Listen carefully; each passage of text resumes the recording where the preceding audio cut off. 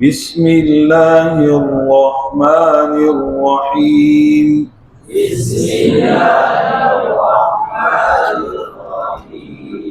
نورانی قاعدہ تختی نمبر 8 حروف لین. حروف لین. لین کا معنی کیا ہے؟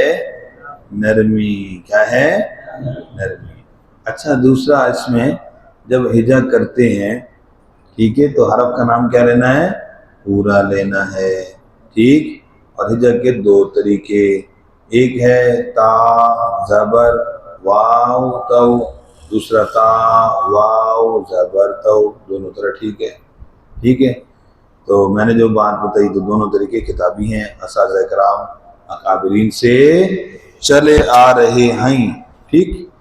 اب ایک سوال ہے کہ کیا حروف لین میں مدیت ہوتی ہے کہ نہیں؟ لمبا کرنا ہوتا ہے کہ نہیں؟ بتاؤ بھائی، جلدی جلدی بتاؤ. حروف لین کو لمبا کرتے ہیں کہ نہیں؟ جی کر سکتے ہیں. کتنا ہے جی؟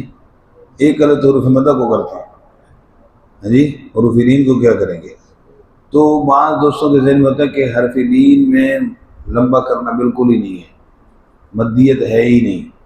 تو یہ غلط ہے. تعریف لکھ لو، معلم و تجوید میں یہ بات بھی لکھی ہوئی ہے کہ مدیت کس سے کہتے ہیں؟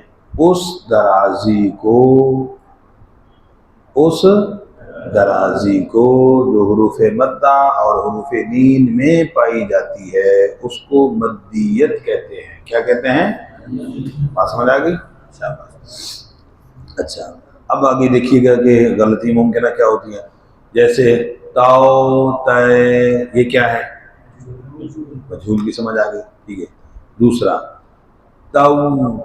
تو تئی، یہ بھی چل رہا ہے، بس اوقات بچے یوں پڑھ رہے ہوتے ہیں. تو یہ کیا ہے؟ سختی. کیا ہے؟ اس میں کیا ہو گئی؟ لین والی جو نرمی ہے وہ ختم ہو گئی. ایک دوسرا اس میں مدیت ہی ختم ہو گئی. کیا ہو گئی؟ تھوڑی سی وہ مدیت کی وہ تو ہو نا بھائی. تو یہ جو تو تئی بہت تیزی سے پڑھتے ہیں اور سختی سے پڑھتے ہیں، یہ بھی ٹھیک ہے. یہ اس کو صحیح کرنے کی کوشش فرمائیں. ٹھیک ہے جی. اب ہم صحیح پڑھنے لگے ہیں، غور کیجیے گا. کچھ کا ہجا کر لیتے ہیں، تختی مکمل ہو جائے گی انشاءاللہ. اور اس کے اندر ایک بات یہ بھی ہے کہ 28 حروف دیے ہوئے ہیں. ٹھیک ہے. پہلے جو 14 ہیں وہ حروف شمسی ہیں، دوسرے 14 حروف کیا ہیں؟ قمری ہیں. یہ بھی ایک اس کے اندر پہچان آخر میں لکھے ہوتے ہیں بعض تختیوں کے اندر.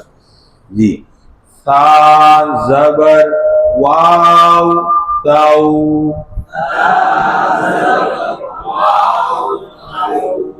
تا زبر یا تئی، تاؤ تئی، داؤ دئی.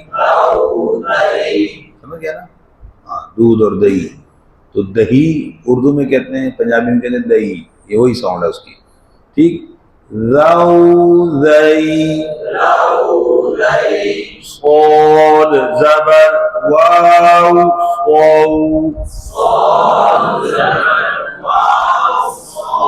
صاد زبر یا صی،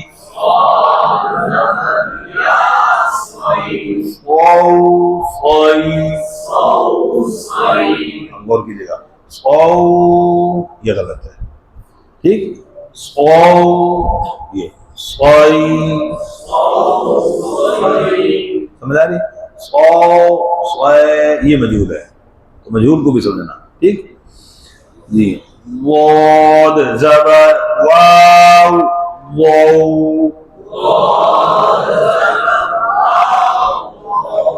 واد زبر یا وئی، واو وئی،